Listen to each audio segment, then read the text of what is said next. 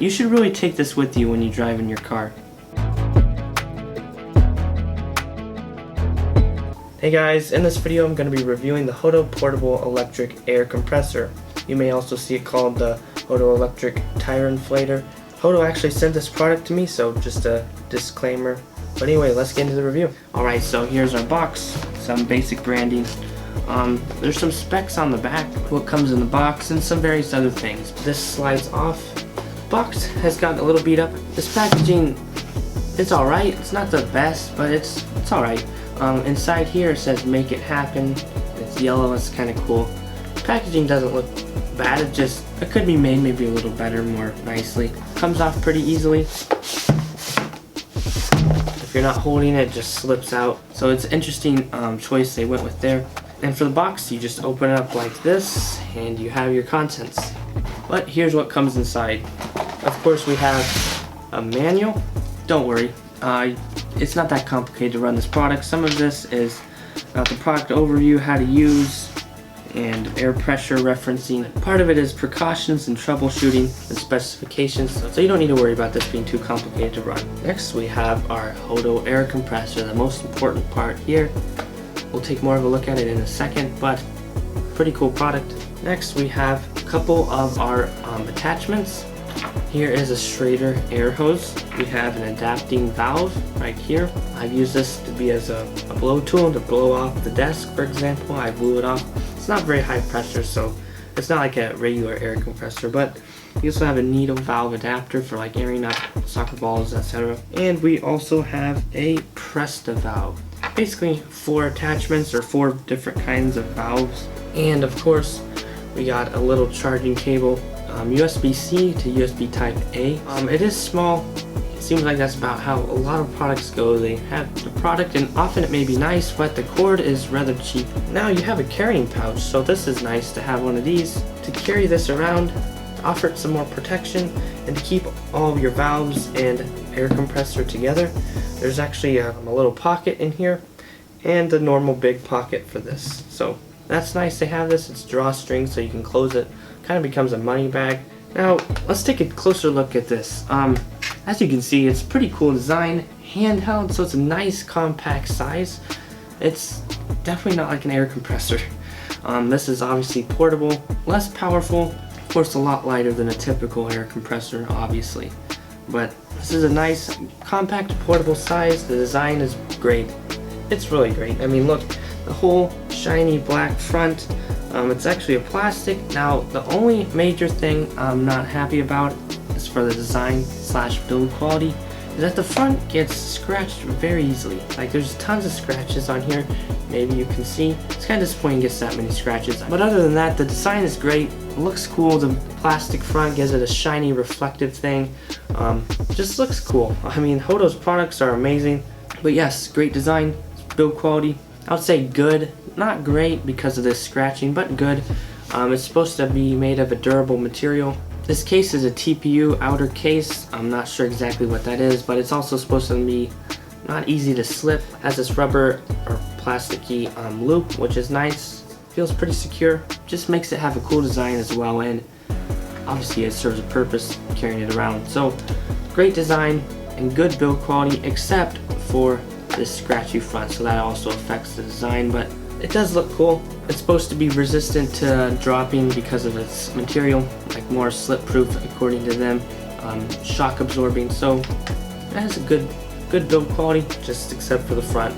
Great design except for the front. Now let's get into features and how this thing actually works. Now we obviously looked at our various connectors. That's just only a small part of it, but it's nice there are a few different connectors to connect to different things. But on the top we have our connector. That's where you plug in the hose, or you can even plug in this right there if you wanted to, although I would recommend using the Schrader hose. We also have a light at the top. That's nice to help you see in the darker situations, of course.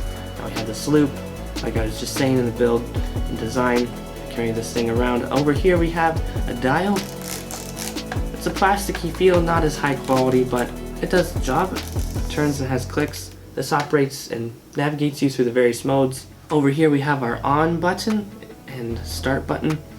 Right here is our light button, our USB-C port, At the bottom we have some cooling vents to help it keep it cool. It has a cooling system. Up top we have the same, and on the side, on the back, just some regulation information. So that's just a basic look. To turn it on, you hold this button right here for a couple seconds, and here we go. We have 4 preset modes plus another mode that's manual. So our first mode is the manual mode. So to navigate this, you will have to click this button to get to it. There will be no icon except the battery. This mode, you can set it to any value you want, from 3 to 150 psi or 0.2 to 10.3 bar or so.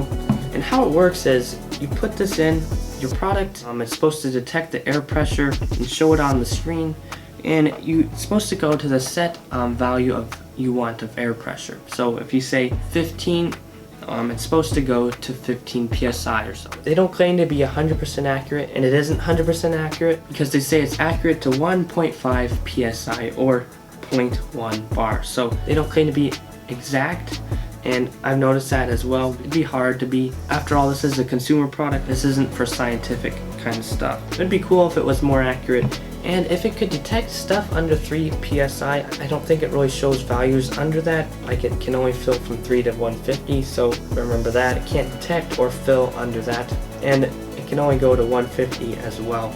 Now, how you set it to a value is you turn the wheel to the value you want and let it blink, and it should set to that value. But let's check out the other modes, and how you access them is by clicking this side button. That's the ball mode, which recommends about 8 psi. A bike about 45 psi, and then it goes to a scooter and it recommends 2.4 bar. For some reason they show it bar, and then the ball and the bike were in psi, and then the car is in bar as well, as we'll see.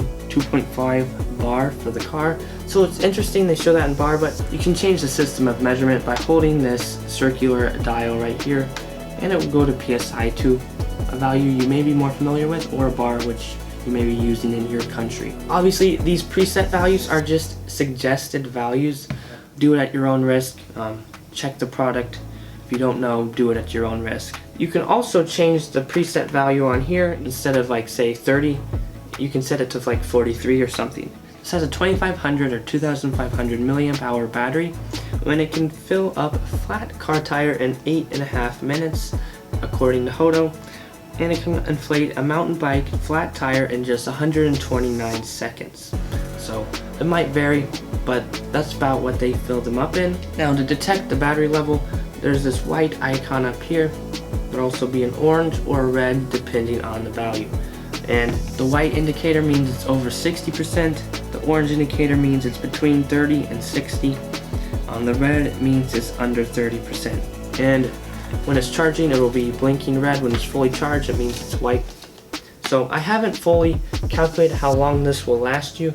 Obviously, it depends on how much you use it. Let's see our light right here. It's not super bright. It'd be nice if it was brighter, but it's nice. It's a very nice feature. I'm glad they have it. Anyway, we've gone over the features. Just to put it in short, we have 5 modes. 4 are preset, 1 is manual, but actually I think all of them you can adjust it. There's a light. Another feature / capability of this device is to fill it up to a value and to be accurate to about 1.5 psi. So it's fairly accurate, but it's not exact, and I can attest to that in testing. It's not exact, and they don't claim to be. You can fill from 3 to 150 psi, or about 0.2 to 10.3 bar. And when you put this into a product, it should detect it. I've had some little issues with it detecting the psi. That partly may be because it's below 3, but I've had a situation with a bike where it could have been below 3, but after using it was still at 0, and then it was all of a sudden I looked at it, was 27 psi, so it's not exactly accurate with detecting the values. And I don't think they're claiming to be with values under 3 for sure, but that's just something to note. Also has a 2500 milliamp hour battery. It claims to fill a flat car tire in 8.5 minutes. It will depend on the vehicle and tire, obviously. You can fill up your mountain bike in about 129 seconds. So let's try a soccer ball. I'm gonna have a flat soccer ball. Actually has a hole in it, so it will start deflating pretty quickly, but we can fill it up and see how long it takes. So we have our flat soccer ball. We're gonna put this in right here. We're gonna fill this up to about 0.5 bar. And as you can see, it can't detect any air pressure. You wanna make sure everything's tight though. So to start it, we press this on button right here, And one thing to note is after inactivity this will go to sleep or turn off. But anyway, let's turn it on.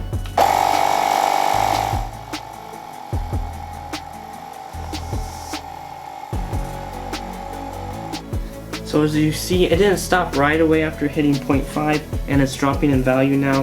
This does have a hole, but as you can see, it tried to stop at around 0.5. It wasn't exactly, so that just shows. Also, it didn't detect it right away, probably because there was no air pressure, and it was under 3 psi for a while. Obviously I was doing it in bar, so it'd be about 0.2 bar. It was under that for a while, so it didn't detect it. That's just the product in action. Alright, so we've gone over the design, the build quality, and over the features and capabilities of this device. We've tested it. Let's take a quick overview of this. So, beginning with design and build quality, I would say it has a good design and build quality. It would be better except for the screen. The screen gets scratches way too easily. I understand why they might not have wanted to do glass. It's disappointing that it scratches so easily. It looks great otherwise, and it should be able to be used in tough conditions without sustaining significant damage. Now it may get some cosmetic stuff, like if you drop it or things like that. Now as for the features and capabilities and how to use this, it has about 5 modes, 4 presets. It's nice to have that, plus a manual. It's nice you can change from PSI to bar. I wish it would remember your choice, like always be PSI or always be bar until you change it again, but that would be something I'd like to see. I like that it comes with a few different attachments, this hose, this needle, this other adapter, and this adapting valve right here. It's nice it comes with a carrying pouch, the charger's cheap. It's also nice there is a light. I like that feature. It also has a cooling system, and it's made out of a TPU material, supposed to resist to drops, and if it does drop, it's supposed to not be significantly damaged. It comes with this nice loop to carry it around with, and it looks cool. It's nice it can fill up your ball or tire to a specific value. Say you want 140 PSI or something random. And it's nice it can be accurate to about 1.5 psi. I wish it was even more accurate, but it is understandable. This is a consumer product. I also wish it could go below 3 psi and above 150. And I wish it did better at detecting the psi, but I'm glad it shows it. That's a nice feature, and I'm glad it tries to go to specific values. And it's nice there's a wide range. I just wish it could go lower, and it'd be cool if it could go higher as well, but you gotta be reasonable at the same time.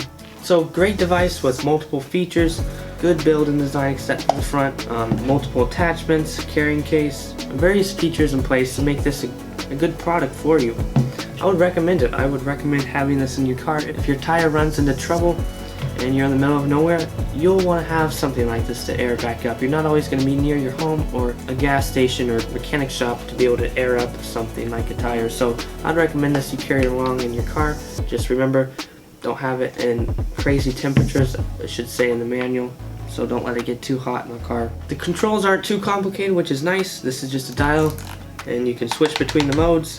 This button's only a light. This button turns it on. You hold it to turn it on and off, and you use it to start the actual filling up of your device. So, great product. I would recommend it. Thank you, Hoto, for giving this to me. If you guys would like this, link in the description. You can actually get it for about 5% off. If you use the code Tornado7, I'll earn a commission from that. And thank you guys for your support. I hope you liked this video. I hope it was helpful. Please leave a like, comment questions down below, subscribe if you found this helpful. Great product. I would recommend it. It's cool to have. There's just some improvements that can make it better. Thank you, Hoto. Thank you guys for watching.